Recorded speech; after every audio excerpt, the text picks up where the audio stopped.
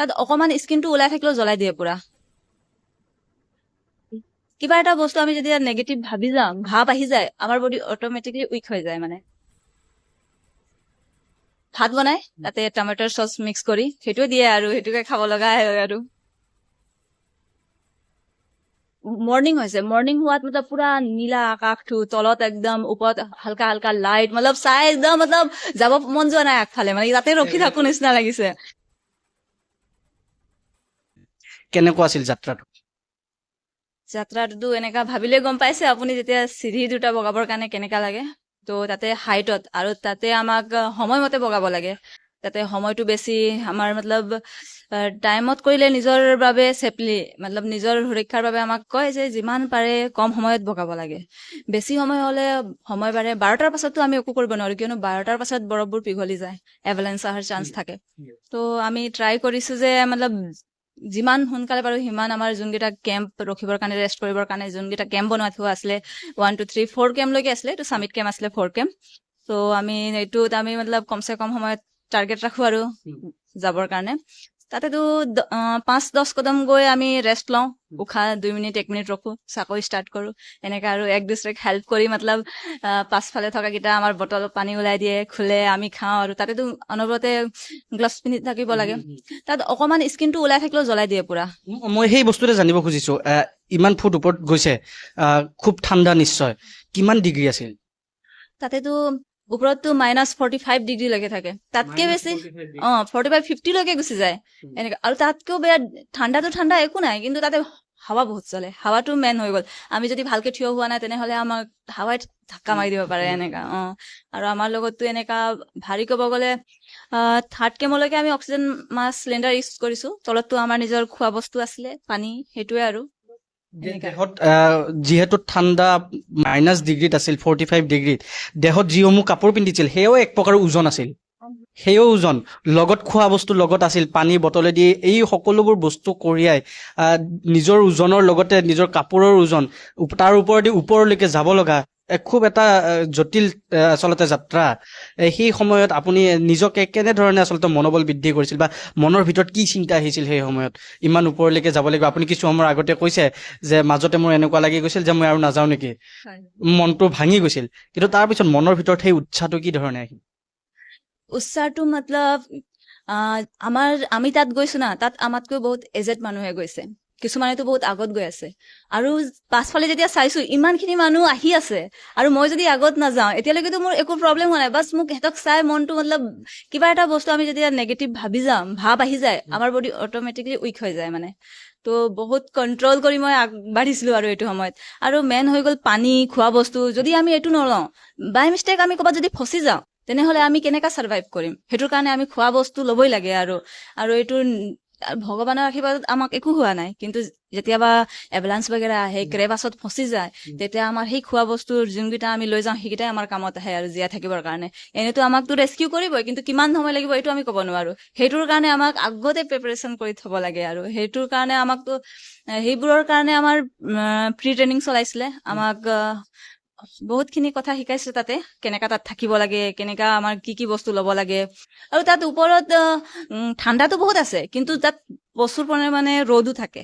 এনেকা ৰ'দ যে আমাৰ ভিতৰৰ কাপোৰ পৰা তিতি যায়, তিতি যোৱাৰ পাছত আৰু ঠাণ্ডা লাগে। একবাৰ কাপোৰ তিতাৰ পাছততো বডি অট'মেটিকলি ঠাণ্ডা হৈ যায়। তো এইটো চেঞ্জ কৰিব নোৱাৰি যেতিয়ালৈকে আমি টাৰ্গেটত পাই নাযাওঁ। তাত গৈ আকৌ চেঞ্জ কৰিবৰ কাৰণে এক্সট্ৰা কাপোৰো লৈ যাব লগা হয়। সেইটো আৰু নিজক বচাবৰ কাৰণে, কিবা এটা কৰিবৰ কাৰণেতো এইবোৰ কৰিবই লাগিব আৰু। এই যাত্ৰাটো ৰাতিপুৱা আপোনালোকে প্ৰত্যেক দিনৰ ৰাতিপুৱা আপোনালোকৰ যাত্ৰা আৰম্ভ কেইটা বজাত হৈছিল আৰু কেইটা বজাত আপোনালোকে সামৰি দিয়ে? আমি ফাৰ্ষ্ট ৰোটেশ্যনত গৈছিলো, আমাৰ মতলব লক্ষ্য আছিলে 3rd কেম্পলৈকে। তো আমি ফাৰ্ষ্ট দিনা গৈছিলো, আমি মৰ্ণিং 12:30 ওলাইছো, ইয়াৰ্লি মৰ্ণিং। ফাৰ্ষ্ট ৰোটেশ্যনত বহুত স্ন'ফল হৈ আছিলে। মই ভাবিছিলো স্ন'ফল হোৱাৰ কাৰণে চাইড আমাক ৰখাই দিব, যাব নিদিয়ে বুলি ভাবি আছিলো মনতো। আমি যেতিয়া গৈ পাইছিলো তেতিয়া মতলব আগতেতো এক্সাইটেড আছিলো, যেতিয়া গৈ কুম্ভু আইচ ফলটো চালো, যেতিয়া যিটো নেকি কয় বহুত ডেঞ্জাৰ জোন, সেইটোৱে মেইন পাৰ্ট কুম্ভু আইচ ফল। তাত নদীৰ নিচিনা মতলব খহি অহা এটা বৰফৰ নালা, আৰু এইটো নদীৰ নিচিনা বহুত ডাঙৰ ডাঙৰ স্ন'বোৰ হেং হৈ থাকে মানে। আৰু যেনেকা মোৰ লগৰজনী কৈছে, যাওঁতে যিটো ৰাস্তা দি যাওঁ, আহোঁতে সেইটো ৰাস্তা নাপাওঁ আমি, বেলেগ ৰাস্তা। আৰু যোনবোৰ ক্ৰেভাছ মতলব বৰফটো গলি মতলব এক দুচৰাৰ পৰা সম্পৰ্ক এৰাই গৈছে না, এইটো ক্ৰেভাছ কয়। তো তাতে লেডাৰ লগাই দিয়ে আৰু লেডাৰটো হিলি থাকে আৰু ওপৰত নিজৰ বস্তু বুকি এইটো লেডাৰ ৰপ লৈ পাৰ হ'ব লাগে। মতলব ভয়তো লাগে, তলত গৈ চালে ইমান খিনি খায়। ফাৰ্ষ্টতেতো মই চাইছো কিমান তলত আছে, যদি পৰিলে কেনেকা উঠিব পাৰিম নাই, এনেকা চাইছো। ফাৰ্ষ্টতে চাইছো, তাৰপিছত আগতে প্ৰেক্টিচ কৰিছো লেডাৰ ক্ৰছিং, তেতিয়া আমি অলপ অলপ গাদ্ধা তেনেকা প্ৰেক্টিচ কৰিছো। আৰু তাতে ইমান 70 ফিট 60 ফিট তলত চালেতো ভয় লাগে। নোচোৱাকে মানে বাছ আগফালে আৰু এনেকা ভৰি পুৰা কঁপি যায়। আৰু তাতে আমাৰ ক্ৰেম্পন লগা থাকে না, অকমান যদি ক্ৰেম্পনৰ যোনটো কাইটবোৰ ফচি যালেও ওলাবৰ কাৰণে ইমান হেৰি হয়, এনেকা হলি গলে একেবাৰে পৰি যামে আৰু ধাৰুমকে এনেকা। আৰু সেইটো সময় বহুত ভয় লাগিছিলে, আৰু তথাপিও প্ৰেক্টিচ কৰিছিলো যিহেতু, তো কনফিডেন্স আছিল যে পাৰ হৈ যাম বুলি। প্ৰত্যেক দিনে আপোনালোকে ওপৰলৈকে উঠি গৈ আছে আৰু তাৰ পাছত এটা দিন থাকিবৰ কাৰণে এটা আকৌ কেম্প বনাব লগা হয়। আৰু এই খাদ্য বস্তুবোৰ আপোনালোকে যে লৈ যে গৈছিল, এই 45টা দিনত আপোনালোকৰ লগত খোৱা বস্তু কি কি আছিলে? তাতে আমি যিহেতু এজেঞ্চিয়ে আমাক হায়াৰ কৰে, তাতেতো আমি চিংগল যাব নোৱাৰো, নেপাল গভৰ্ণমেন্টৰ যোনটো পলিচি। তো এহেতি আমাৰ খোৱাৰ মানে এহেতি খোৱা আৰু থাকাৰ টেণ্টটো এহেতি কৰি দিয়ে, যিহেতু আমি যাব লাগে। তথাপিও আমি নিজৰ খোৱাৰ কাৰণে আমি চকলেট ড্ৰাই ৰাচন লৈ যাওঁ। আৰু এইটো তো চেৰপা তাই সিহঁতি আমাক খানা বনাই দিয়ে। তাতে ওপৰততো এনেকা একো নহয়, তো সিহঁতি ওপৰত চাউল ভাত বনাই, তাতে টমেটৰ চচ মিক্স কৰি সেইটোৱে দিয়ে, আৰু সেইটোকে খাব লগা হয়। আৰু এনেকা উপায় নাই। আৰু নিজে পেটটো ভৰি থাকিলে, শক্তি থাকিলে আমি আগবাঢ়িব পাৰিম না, সেইটোৰ কাৰণে খাইছো। আৰু যেতিয়া একদম ওপৰত আপোনালোকে যিটো স্থানত গন্তব্য স্থান আপোনালোকে পাইছেগৈ, সেই মুহূৰ্তত তাৰ ওপৰৰ পৰা পৰিৱেশটো কেনেকুৱা আছিল? একদম ওপৰত যেতিয়া 29,000 ফুট ওপৰৰ উচ্চতাত যেতিয়া ৰল আপুনি, সেই সময়ত মনোভাৱটো কেনেকুৱা আছিল? আৰু ওপৰৰ পৰা যেতিয়া ঠাইখিনি দেখিছিল, কেনেকুৱা লাগি আছিল? ষ্টাৰ্টিং মই ইয়াৰ্লি মৰ্ণিঙৰ পৰা কৰিম হা। সেইটো বেলকনি আছে এটা, য'ত আমি অক্সিজেন মাস্ক চেঞ্জ কৰিছো, অক্সিজেন চিলিণ্ডাৰ চেঞ্জ কৰিছো। তাতে গৈছো, মতলব য'ত টপ হিলিৰি ষ্টেপ ষ্টাৰ্ট হ'ব, সেই টপত মতলব পুৰা এনেকা আছেতো। তাতে উঠি মতলব মৰ্ণিং হৈছে, মৰ্ণিং হোৱাত মতলব পুৰা নীলা আকাশটো, তলত একদম ওপৰত হালকা হালকা লাইট, মতলব চাই একদম মতলব যাব মন যোৱা নাই আগফালে, মানে তাতে ৰখি থাকো নিচিনা লাগিছে, ইমান ধুনীয়া। আৰু তাৰ পাছফালে মাউণ্ট এভাৰেষ্টৰ পাছফালে এটা পিৰামিড নিচিনা বনিছে, পুৰা ব্লু, ডাৰ্ক ব্লুৰ নিচিনা। সেইটো চাই মই মোৰ চেৰপাতাইক কৈছো ফটো ক্লিক কৰো নেকি? এখেতে কৈছে না, এতিয়াও বহুত দূৰ আছে চামিটৰ কাৰণে, যে বহুত বাকী আছিলে তেতিয়া মানে তেখেতে কৈছে মোবাইল ওলাব নালাগে, কেনেবাকে মোবাইলো পৰি যাব, হাত ঠাণ্ডা হৈ যায় তাত, মানে বহুত হাত ঠাণ্ডা হৈ যায় বতাৰ কাৰণে। তাৰপিছত এনেকা চাই মই গৈ আছো, মই তাইক কৈছো তাই ফটো ক্লিক কৰো, তেখেতে কৈছে নাই বোলে নালাগে, কেনেবাকে যদি কিবা এটা হৈ যায়, বাই মিষ্টেক ৰব যদি কিবা এটা হৈ যায়, ফিচলন হৈ যায়, পৰি যাব পাৰো না। সেইটো কাৰণে তেখেতে বহুত মানা কৰিছে। আমি সোনকালে যিমান আগত ওলাইছো, মানে তেতিয়া মানে খালী আছিলে, কম মানুহ আছিলে, তেতিয়া যাবৰ কাৰণে ভাল হ'ব বুলি কৈছে তেখেতে। তো এনেকা তেখেতৰ গাইডত গৈছো। আৰু এটা কথা জানিব বিচাৰিছো, বহুত সময়ত আমি দেখিবলৈ পাওঁ, ভিডিঅ' পাওঁ, বৰফৰো এটা ভূমিস্খলন হয়। ওপৰৰ পৰা বৰফৰ ভূমিস্খলন হয়, একেবাৰে বৰফসমূহ ওপৰৰ পৰা তললৈকে একেবাৰে গুচি আহে। সেয়া ভয় কিছুমান, সেনেকুৱা ধৰণৰ মনোভাৱ কিছুমান মনলৈ আহিছিল নেকি? ইমান ওপৰলৈকে গৈ আছো, হঠাৎ যদি এনেকুৱা ধৰণৰ পৰিৱেশ পাই যাওঁ কি হ'ব, এনেকুৱা ধৰণৰ কিবা চিন্তা চৰ্চা সেই মুহূৰ্তত? এনেকাতো চৰ্চা অহা নাই, কিয়নো গাইড কেইটা আমাক কৈছে যে এইটোৰ পৰা এইটো সময়ত আমাক সেইটো মতলব যিমানটো দূৰত্ব সেইটো ক্লজ কৰিব লাগে, কিয়নো 12টাৰ পাছত ক'বাত নহয় ক'বাত এটা আহিবই এভালেঞ্চ, কিয়নো সূৰ্যৰ পোহৰত বৰফবোৰ পিঘলি যায়তো, একদম খহি পৰে মানে এনেকা। তথাপিও আমি কেম্প 1ৰ পৰা কেম্প 2লৈ গৈ আছিলো, তেতিয়া আমাৰ একবাৰ হৈছিলে চামনা, কিন্তু বহুত দূৰত হৈছিলে। সেইটোৰ কাৰণে তাৰ হাৱা আৰু ঝকাটো হাত পুৰা মতলব এক দুচৰাক দেখি পোৱা নাই। আৰু নিজৰ চকুত আমি পাইছো, আমি ভাবিছো ইয়াৰ যদি ইমান ওচৰত থকা হলে আমি ক'ত পৰিলো গৈ, এনেকা পুৰা আহি ধাক্কা লগাইছে। আমি এক দুচৰাক এনেকা সাৱটি ধৰি ৰখিছো, এতিয়া পুৰা ডুবাই গৈছে। আৰু এনেকা যেনেকা পাহাৰ খহিলে যেনেকা পুৰা ধুল হৈ যায় না, এনেকা পুৰা খহি পুৰা এক ঝাটকাত আহি গৈছে হাৱাত, এনেকা সেইটো অনুভৱ হৈছে। আমি দূৰত আছিলো, সেইটোৰ কাৰণে বেছি ডবলকে পৰা নাই, কিন্তু ইমান দূৰত থকাৰ পাছতো আমাক পুৰা ডুবাই গৈছে এনেকা। আৰু মাউণ্ট এভাৰেষ্ট যি ধৰণে আপুনি বগাইছে, তাৰ ক্ষেত্ৰত আপুনি নতুন প্ৰজন্মক কি ধৰণে আপুনি আগ্ৰহ হবলৈ তেখেতসকলক আহ্বান জনাব? যদি আমি যিটো ফিল্ড আমিতো নিজে চিলেক্ট কৰো না, এইটো ফিল্ডত মই মতলব ভাল আৰু এইটো মই কৰিব পাৰিম, আমাৰ যোনটো মানসিক শক্তি, আমি একবাৰ যদি আমি ভাবি লওঁ যে এইটো আমি কৰিম, তো এইটো ৰাখিব লাগে, তেতিয়াহে আমি কৰিব পাৰিম। কিন্তু মাজত যদি মাইণ্ড ডাইভাৰ্ট হয়, তেতিয়া আমি আৰু কৰিব নোৱাৰো। কিন্তু এটা বিশ্বাসো ৰাখিব লাগে যে মই এইটো কৰিব পাৰিম, তো চবে পাৰিব আৰু কৰিব, নিজৰ মনত বিশ্বাসটো থাকিব লাগে। আৰু 2021 চনৰ বিধানসভাৰ আগত আমাৰ মাননীয় মুখ্যমন্ত্ৰী ডাঙৰীয়াই বৰ্তমানৰ মুখ্যমন্ত্ৰী ডাঙৰীয়াই 2021 চনৰ বিধানসভাৰ আগত সকলো অসমৰ মহিলাক প্ৰতিশ্ৰুতি দিছিল যে বন্ধন বেংকৰ পৰা সকলো মহিলাকে মুক্তি দিয়া হ'ব। কৈছিলে যে আমি সিদ্ধান্ত লৈছোঁ যিমান মহিলাই বন্ধন বেংক বা অন্য মাইক্ৰ' ফাইনেন্সৰ পৰা লোন লৈছে লোনবিলাক আমি ঘূৰাই দিম এনেকৈ বুলি কৈছিলে। আপোনালোকে ঘূৰাই দিব নালাগে, লোন ঘূৰাই দিয়াৰ দায়িত্ব হিমন্ত বিশ্ব শৰ্মাৰ। 1 এপ্ৰিল 2021লৈকে যিমান লোন ল'লে চৰকাৰে আপোনালোকৰ সকলো লোন ঘূৰাই দিব। এয়া আছিল অসমৰ বৰ্তমানৰ মাননীয় মুখ্যমন্ত্ৰীৰ প্ৰতিশ্ৰুতি। আৰু সেই অনুসৰি আমি দেখিছিলোঁ যে Assam micro' finance incentive and relief scheme নামৰ এখন স্কিম তৈয়াৰ কৰিছিলে 2023 চনত। আৰু এই স্কিমখনৰ জৰিয়তে 3টা কেটেগৰী 1, কেটেগৰী 2 আৰু কেটেগৰী 3, এই 3টা কেটেগৰীত সৰ্বমুঠ প্ৰথমটো কেটেগৰীত 1600 কোটি টকা, দ্বিতীয়টো কেটেগৰীত 190 কোটি টকা আৰু তৃতীয়টো কেটেগৰীত 300 কোটি টকা ঘূৰাই দিয়া বুলি ইয়াত উল্লেখ আছে। অৱশ্যে তাৰ পাছত আৰু যদি দিছে তেতিয়াহ'লে মোৰ হাতত তথ্য নাই। ইয়াত 1600, 190 আৰু 300 কোটি টকা, তাৰমানে প্ৰায় 2000 কোটি টকামানৰ ধাৰ ঘূৰাই দিয়া বুলি কৈছে। অসমৰ মুখ্যমন্ত্ৰীয়ে স্পষ্টভাৱে কৈছিলে যে অসমৰ মহিলাসকলৰ সৰ্বমুঠ ধাৰ 12,500 কোটি টকা, আৰু সেই 12,500 কোটি টকাৰ ভিতৰত ঘূৰাই দিছে এতিয়া প্ৰায় 2000 কোটি টকা বা তাৰ ওচৰে পাজৰে। সমুদায় গোটেই মহিলাবিলাক ধাৰ লোৱা মুঠ মহিলাৰ সংখ্যা 27 লাখ আছিলে, কিন্তু এতিয়া বেছিভাগ মহিলাৰে এতিয়ালৈকে দিলে 8,72,739 গৰাকী, 97,938 গৰাকী আৰু 2,22,949 গৰাকী, অৰ্থাৎ প্ৰায় 10 লাখ গৰাকী মহিলাৰ ধাৰ ঘূৰাই দিলে, কিন্তু 27 লাখ গৰাকী মহিলাৰ ধাৰ এতিয়ালৈকে ঘূৰাই দিয়া নাই। এতিয়া মোৰ প্ৰশ্নটো খুব স্পষ্ট যে অসমৰ মুখ্যমন্ত্ৰীয়ে কৈছিলে যে 21 চনত প্ৰত্যেকগৰাকী মহিলাক কৈছিলে যে আপোনালোকে আৰু ধাৰ নামাৰিব। ধাৰ মৰাৰ দায়িত্ব হিমন্ত বিশ্ব শৰ্মাৰ। সেইবুলি কোৱাৰ কাৰণে কি হৈছিলে, অসমৰ মহিলাসকলে মাইক্ৰ' ফাইনেন্সৰ ধাৰ মৰাটো বন্ধ কৰি দিলে।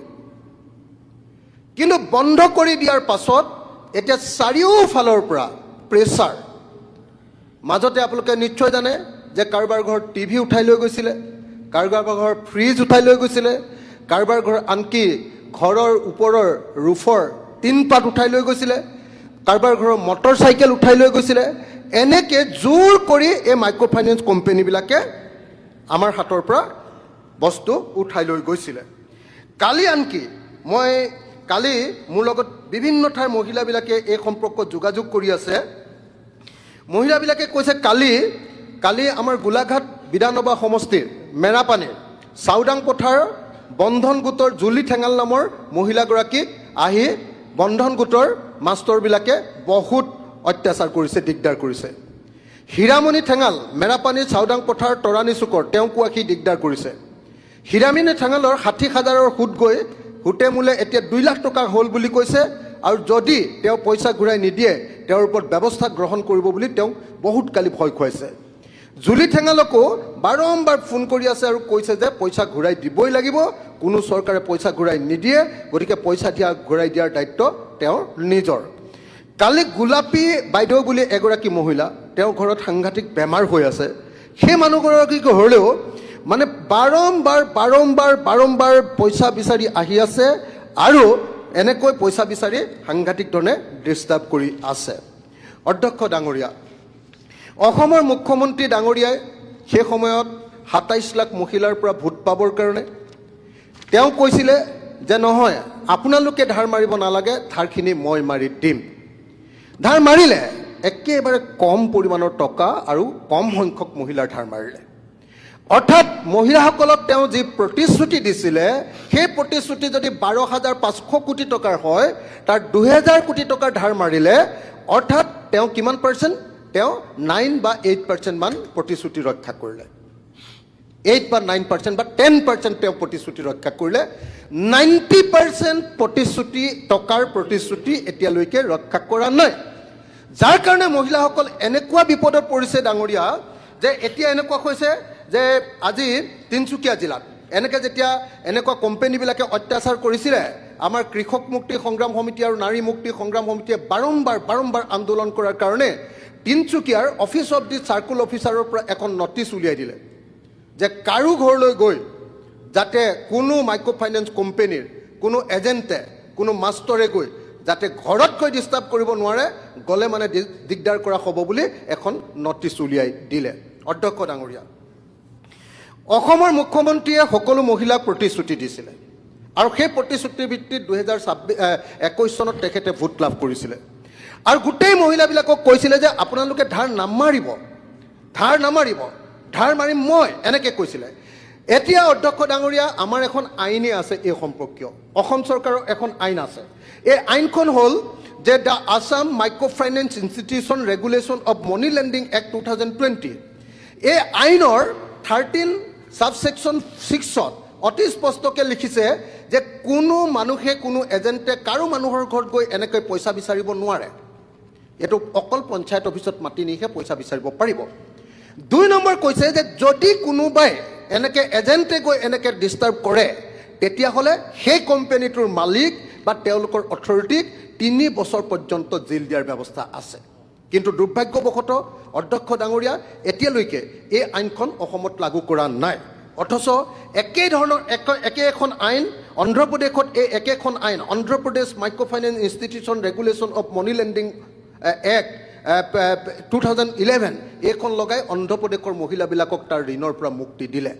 অসম চৰকাৰে কিন্তু নিজৰ ফাইনেন্স ডিপাৰ্টমেণ্টৰ পইচা ঘূৰাই দি আছে এই আইনখন কাৰ্যকৰী কৰিলে অসমৰ আমাৰ মহিলাবিলাক বাচি যাব গতিকে মই আজি বিত্তমন্ত্ৰী বিশেষকৈ মুখ্যমন্ত্ৰী উপস্থিত থকা হ'লে বেছি ভাল আছিলে অসমৰ মুখ্যমন্ত্ৰীয়ে দিয়া প্ৰতিশ্ৰুতি ৰক্ষা কৰা হ'বনে নাই অসমৰ প্ৰত্যেকগৰাকী মহিলাই মাইক্ৰ' ফাইনেন্সৰ পৰা ৰেহাই পাবনে নাই আৰু অসমৰ মহিলাবিলাকৰ ওপৰত আকৌ মাইক্ৰ' ফাইনেন্সে অত্যাচাৰ কৰিব নেকি এই বিষয়টোৰ ওপৰত সম্পূৰ্ণ তথ্য দাখিল কৰিবৰ কাৰণে সদনৰ ওচৰত দাখিল কৰিবৰ কাৰণে আৰু যাতে মহিলাবিলাক কাৰো ওপৰত অত্যাচাৰ নহয় আৰু সকলোৰে ঋণ এই আইন অনুসৰি মই যিখন 2020ৰ আইন ক'লোঁ এই আইন অনুসৰি যাতে একদম বন্ধ কৰি দিয়া হয় তাৰ কাৰণে ব্যৱস্থা ল'বলৈ আহ্বান জনালোঁ এটা গুৰুত্বপূৰ্ণ বিষয়ৰ ওপৰত দৃষ্টি আকৰ্ষণ কৰিছে মই তেখেতক ধন্যবাদ জ্ঞাপন কৰিছোঁ যে 307ৰ জৰিয়তে তেখেতে কিছু কথা জানিব বিচাৰিছে আৰু মই ভাবোঁ যে এই কথাখিনি সদনৰ জৰিয়তে অসমৰ ৰাইজেও গম পোৱাটো অত্যন্ত প্ৰয়োজন প্ৰথম কথাটো হ'ল যে এই মাইক্ৰ' ফাইনেন্সৰ উদগনি বা সকাহ আঁচনিখন কিয় প্ৰৱৰ্তন কৰা হৈছিল আপোনালোক সকলোৱে জানে যে 2021 চনত মে' মাহত আমি যেতিয়া চৰকাৰ গঠন কৰিছিলোঁ দ্বিতীয়বাৰ চৰকাৰ এই চৰকাৰ গঠনৰ সময়ত আমাৰ মুখ্যমন্ত্ৰী ডাঙৰীয়া সেই সময়ত বিত্তমন্ত্ৰী হিচাপে দায়িত্বত আছিলে আৰু তাৰ আগত বিভিন্ন ৰাইজৰ মাজত যেতিয়া আমি গৈছিলোঁ নিৰ্বাচনৰ সময়ত ৰাইজে এই ধৰণৰ অসুবিধাবিলাক কৈছিলে যে মাইক্ৰ' ফাইনেন্সৰ লোনে অসমৰ বহু মহিলাক যথেষ্ট বিপদত পেলাইছে কষ্টত পেলাইছে আৰু সেই সময়ত মুখ্যমন্ত্ৰী ডাঙৰীয়াৰ কথা আছিল যে আমি চৰকাৰ গঠন কৰি আমি কেনেকৈ এইসকল মহিলাক সকাহ দিব পাৰোঁ আৰু সেই উদ্দেশ্য আগত ৰাখি 2021 চনত আমি দায়িত্ব লোৱাৰ পিছত আমি এখন আঁচনি আনিছিলোঁ যে মাইক্ৰ' ফাইনেন্সৰ উদগনি আৰু সকাহ আঁচনি এখন অনা হৈছিলে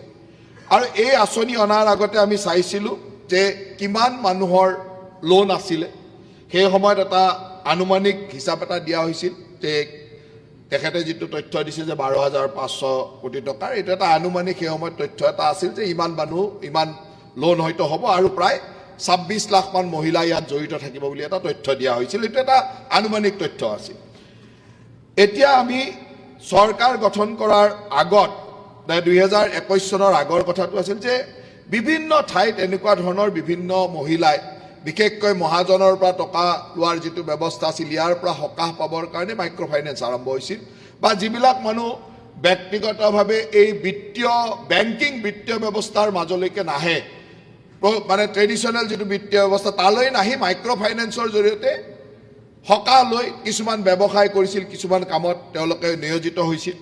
কিন্তু কথাটো দুৰ্ভাগ্যৰ কথা এইটো আছিল যে ঠিক 2019-20 চনৰ যি কোভিড মহামাৰী আৰু 21 চনৰ 20-21 এই কোভিড মহামাৰীৰ সময়ত কেইবাটাও পৰ্যায় আছিল কোভিডৰ। সেই পৰ্যায়ৰ সময়ত অসমৰ মহিলাসকলে ইচ্ছা থাকিও, ইচ্ছা আছিল হয়তো ঘূৰাই দিম, তেওঁলোকে এটা পৰিকল্পনা কৰিয়ে লৈছিলে।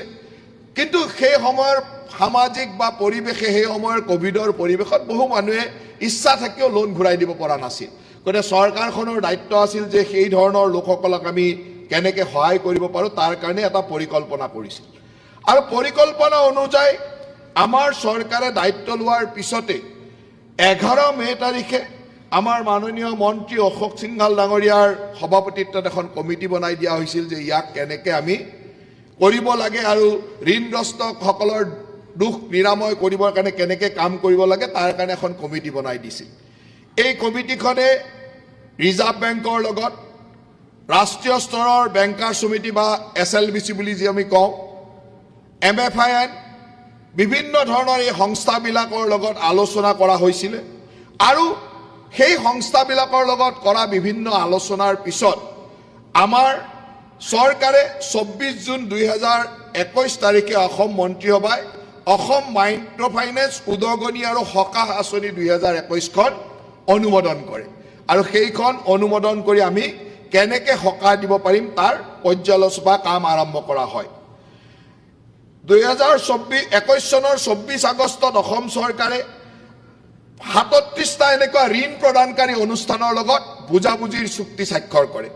এই ধৰণৰ বন্ধন বেংকেই হওক বা HDFC bank, axis bank, IndusInd bank, IDBI bank, RBL bank ইত্যাদি এনেকুৱা north east small finance bank এনেকৈ ধৰি 37টা এনেকুৱা কোম্পানী বা বিত্তীয় অনুষ্ঠানৰ লগত বুজাবুজিৰ চুক্তি কৰা হয়। আৰু এই বুজাবুজিৰ চুক্তিৰ জৰিয়তে আমি কেনেকৈ তাক নিৰাময় কৰিম তাৰ এটা ব্যৱস্থালৈ অনা হয়। এই যেতিয়া আমি বিভিন্ন সময়ত গাইডলাইনসমূহ বা সকলো বস্তু চাইছিলোঁ, তেতিয়া এটা কথা আহিছিল যে এটা বেংকে এগৰাকী ব্যক্তিক, এগৰাকী মহিলাক মাইক্ৰ' ফাইনেন্সৰ 3টাতকৈ বেছি লোন দিব নোৱাৰে আৰু 1,25,000তকৈ বেছি লোন দিব নোৱাৰে। এইটো হ'ল RBI এক্ট ভায়লেশ্যন। যে RBIৰ যিটো নিৰ্দেশনা মতে এটা বেংকে 3টাতকৈ বেছি এজন মানুহক মাইক্ৰ' ফাইনেন্সৰ লোন দিব নোৱাৰে আৰু এগৰাকী মহিলাক মেক্সিমাম 1,25,000 টকাৰ লোন দিব পাৰে। সেইটো যদি হয় সেইটো RBI গাইডলাইন ভায়লেশ্যন। গতিকে বহু বেংকৰ ক্ষেত্ৰত এই গাইডলাইন ভায়লেশ্যন কৰা দেখা গ'ল। 4টা, 5টা, 6টালৈকে লোন দি দিলে। তেওঁলোকে 1,25,000 দিব লাগে, 1.5 লাখ, 2 লাখ, 2.5 লাখ টকালৈকে দি দিলে, যিটো আচলতে মাইক্ৰ' ফাইনেন্সৰ গাইডলাইনত নপৰে। গতিকে নিয়ম মাফিক বেংকে দিয়া লোনৰ পৰিমাণ বহুখিনি কম, যিটো আমি অনুমান কৰিছিলোঁ। এই যেতিয়া নিয়মৰ, কাৰণ নিয়মৰ বাহিৰত দিয়া বেংকৰ লোনটো বেংকৰ ভুল, বেংকে দিবই নালাগিছিল। গতিকে নিয়মৰ বাহিৰত তেওঁলোকে একমাত্ৰ বেংকৰ বিভিন্ন সা সুবিধা বা ইনকাম বঢ়াবৰ কাৰণে যধে মধে মানুহক, আৰু সেই সময়ত দেখা গৈছিল যে মানুহৰ বিত্তীয় অৱস্থাটো চাই তাৰ ওপৰত পৰ্যালোচনা কৰি লোন দিয়া হয়। এই কথাবিলাকতো তেওঁলোকে গুৰুত্ব নিদিলে আৰু তেনেকুৱা ধৰণে কিছু কাম কৰিলে যিবিলাক আচলতে RBI গাইডলাইনৰো পৰিপন্থী বা গাইডলাইন ভায়লেশ্যন কৰি কৰা হৈছিলে। এই কথাবিলাকৰ ক্ষেত্ৰত আমাৰ চৰকাৰে লক্ষ্য ৰাখি যাতে শৃংখলা, বিত্তীয় শৃংখলাও ৰক্ষা কৰিব পাৰে আৰু আই মাতৃসকলক সকাহ দিব পাৰে, এই গোটেইখিনিৰ কাম কৰি এই আঁচনিখন আনিছিল।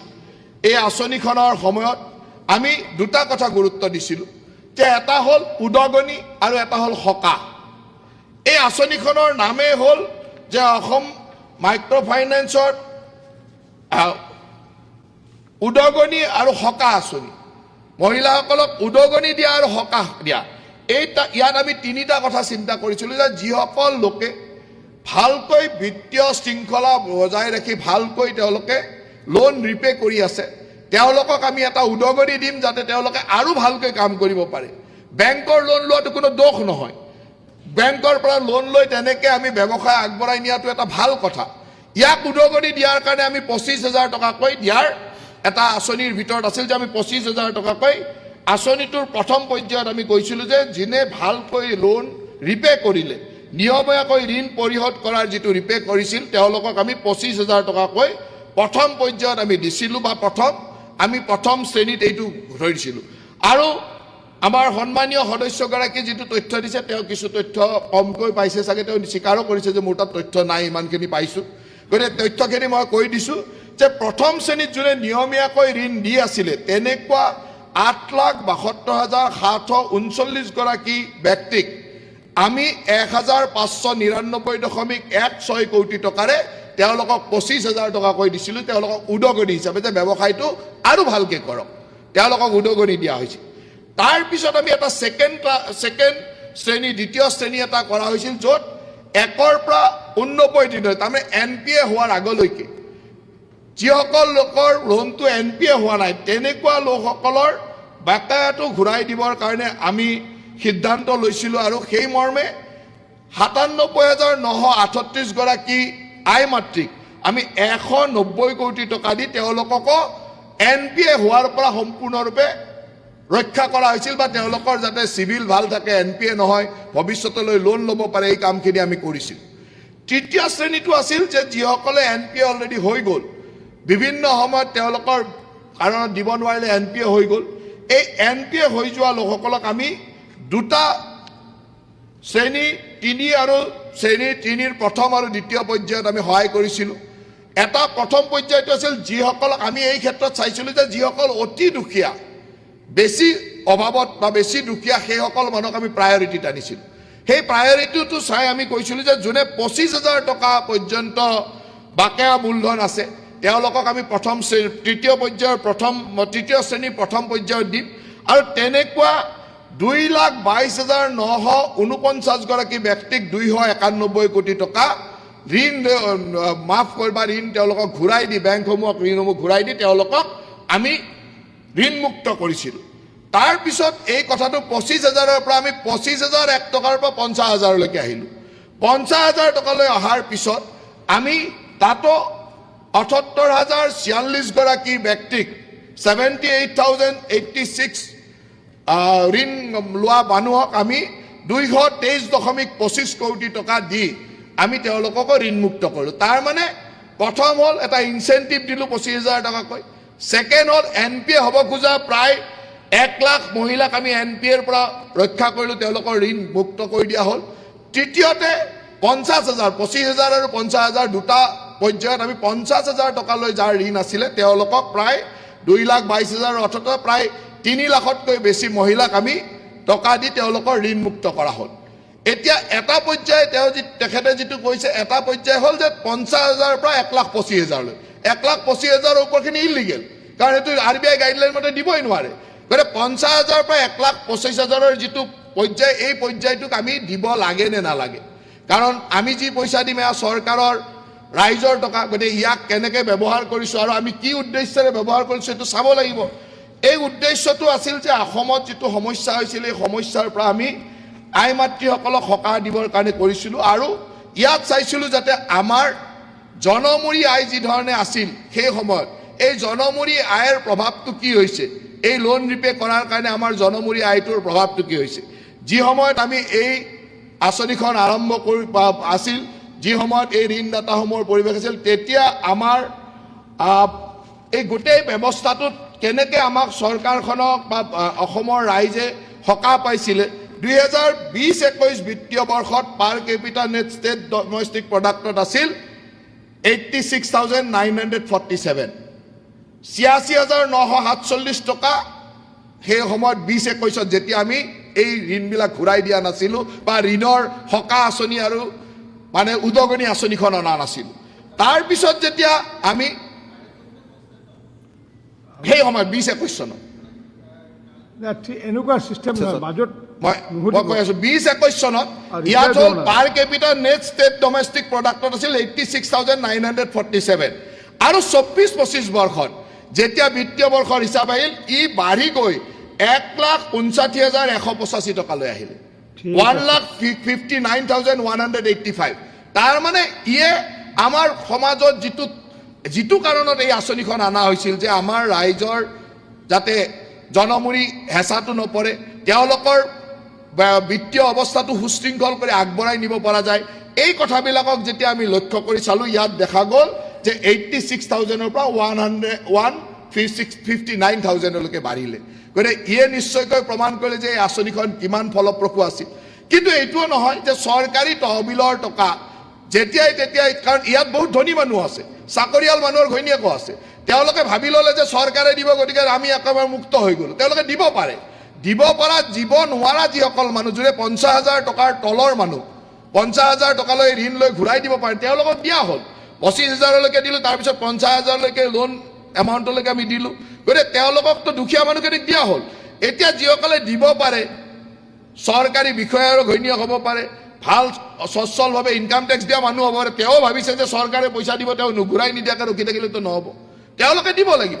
আৰু এই কথাটো স্পষ্ট যে এই গোটেই ডাটাখিনিৰ পিছত চোৱা যায় যে যিটো কথা আমি কৈছিলোঁ যে প্ৰথমতে যিটো 26 লাখ আৰু 12,500 কোটি টকাৰ কথা কোৱা হৈছিলে, প্ৰকৃতাৰ্থত এই যে লোন ইলিগেলি দিলে, এই ডাটাবিলাক যদি আমি চাওঁ, সেই ডাটাবিলাকৰ ক্ষেত্ৰত আমি এতিয়ালৈকে যি দিছোঁ তাৰ ডাটাটো হ'ল 12,71,672 গৰাকী মানুহক আমি পইচা ঘূৰাই দিছোঁ। 12,71,672 গৰাকী। আৰু ইয়াতে আমি 2303.41 কোটি টকা ঘূৰাই দিছোঁ। তেখেতে যিটো 2000 বুলি কৈছে, একচুৱেলি আমি 2303.41 2303 কোটি টকা আমি ঘূৰাই দিছোঁ আৰু 12,71,000 আই মাতৃক আমি ঘূৰাই দিছোঁ। তাৰ পিছতো এই যিটো স্লেব, এই স্লেবৰ ভিতৰত হয়তো 3-4 লাখ মহিলা থাকিব, এইবিলাক কেপেবল মহিলাও থাকিব, বহুত 3-4 লাখ মহিলা বা 5 লাখ মহিলা থাকিব পাৰে। কিন্তু সেইখিনিক আমি যিহেতু চৰকাৰৰ পুঁজিটো হ'ল যে ৰাইজৰ বিভিন্ন ধৰণৰ, আৰু ইয়াক ব্যৱহাৰ কৰোঁতে আমিও চৰকাৰেও জবাব দিব লাগিব যে এইখিনিক দিবৰ প্ৰয়োজন আছে নে নাই। আৰু আজিৰ তাৰিখৰ পাৰ কেপিটা ইনকাম যি ধৰণে গ্ৰ'থ হৈছে, তাৰ লগে লগে আমি অৰুণোদয়ৰ পৰা মহিলা উদ্যমিতালৈকে, আৰু এই বছৰো আমি চৰকাৰে অসমৰ ৱেলফেয়াৰ স্কিম 6,000 crores কথা ঘোষণা কৰিছোঁ, বা 6,000 crores অহা দিনলৈকে এক বছৰত আমি দিম। এই ধৰণৰ এটা ৰাইজক ৱেলফেয়াৰ স্কিম কৰি থকা সময়ত ইয়াৰ প্ৰয়োজনীয়তা আছে বুলি আজি চৰকাৰে ভবা নাই যে ইয়াৰ প্ৰয়োজনীয়তা থকা বুলি। আৰু যিয়ে দিব পৰা মানুহ তেওঁলোকে দিব লাগে, দুখীয়া মানুহখিনিক ইতিমধ্যে দিয়া হ'ল। সেইকাৰণে মই ভাবোঁ যে আমি যি ধৰণে মুখ্যমন্ত্ৰী ডাঙৰীয়াই কৈছিলে, বা মুখ্যমন্ত্ৰী ডাঙৰীয়াই যি ধৰণে দুখীয়া ৰাইজক সকাহ দিবৰ কাৰণে আমাৰ যিসকল প্ৰকৃতাৰ্থত প্ৰয়োজনীয় মানুহ সকাহ দিয়াৰ কাৰণে যি আঁচনি আনিছিল, আৰু ইয়াক বিত্তীয় সংস্থাসমূহৰ লগত আলোচনা কৰি অনা হৈছিল, বিত্তীয় সংস্থাসমূহৰ পৰা পৰামৰ্শ লৈ তেওঁলোকৰ কথাখিনিক লৈ এখন কেবিনেট মন্ত্ৰী লেভেলৰ কমিটি কৰি তেওঁলোকক বিভিন্ন সময়ত আলোচনা কৰি কৰা হৈছিল। ঠিক তেনেধৰণে আমি তাৰ কাৰণে বিভিন্ন সংস্থাৰ লগত MOU স্বাক্ষৰ কৰি আমি কামসমূহ আগবঢ়াই নিছিলোঁ, আৰু সেইমতে আমি কামখিনি কৰি গৈছিলোঁ। গতিকে মই আমাৰ সদনত, সন্মানীয় সদনক এই কথাটো জনাবলৈ পাই আনন্দিত যে আমি যি ধৰণে ৰাইজক প্ৰতিশ্ৰুতি দিছিলোঁ, সেই প্ৰতিশ্ৰুতি আমি ৰক্ষা কৰিছোঁ, আৰু প্ৰতিশ্ৰুতি ৰক্ষা কৰি কাম আগবঢ়োৱাৰ কাৰণে 2021 চনৰ ঘটনা এইটো। 2021 চনত আমাক ৰাইজে এই কথাখিনিৰ কাৰণে নিশ্চয়কৈ ভোট দিছিল, তেখেতেই স্বীকাৰ কৰিছে। আৰু 2026 চনত ৰাইজে ইমান ভোট দিলে যে ইয়াক 100-200 আসনলৈকে লৈ আহিলে। যদি আমি ভুলে কৰিলোহেঁতেন তেতিয়াহ'লে নিশ্চয়কৈ ইমান ৰাইজে ভোট নিদিলেহেঁতেন, 100-200 আসনলৈ লৈ আহিলে। গতিকে আমি ৰাইজৰ প্ৰতিশ্ৰুতি পূৰণ কৰিছোঁ আৰু পূৰণ কৰি যাম। ধন্যবাদ অধ্যক্ষ মহোদয়। স্যাৰ এটা বাক্য মানে মন্ত্ৰী মহোদয় স্যাৰ এটা বাক্য মন্ত্ৰী মহোদয় কৈছে যে চৰকাৰে ধাৰটো নামাৰে। ইউনিফৰ্ম দিয়া ইউনিফৰ্ম যোগান শীৰ্ষক বিষয়টো মাননীয় শিক্ষা বিভাগৰ মন্ত্ৰী মহোদয় দৃষ্টি মাননীয় অধ্যক্ষ মহোদয়, এখেতে এটা ইম্পৰ্টেণ্ট কথা কৈছে, মই কৈ থৈ দিওঁ যে আইনখন ইতিমধ্যে আছে যে কোনো মানুহৰ ঘৰলৈকে জোৰ জবস্তি পইচা উঠাব নোৱাৰিব। এইটো আইনত যিকোনো মানুহ এটা কেছ দিলে এখন আইন আছে, বিধানসভাত এখন আপোনালোকে থাকি সকলোৱে আমি থাকি পাছ কৰি পঠাইছোঁ, আইনখন আছে, এই আইনখন সুন্দৰভাৱে চলিব। সেইখন কাৰ্যখনি কৰি দিলে হৈ গ'ল।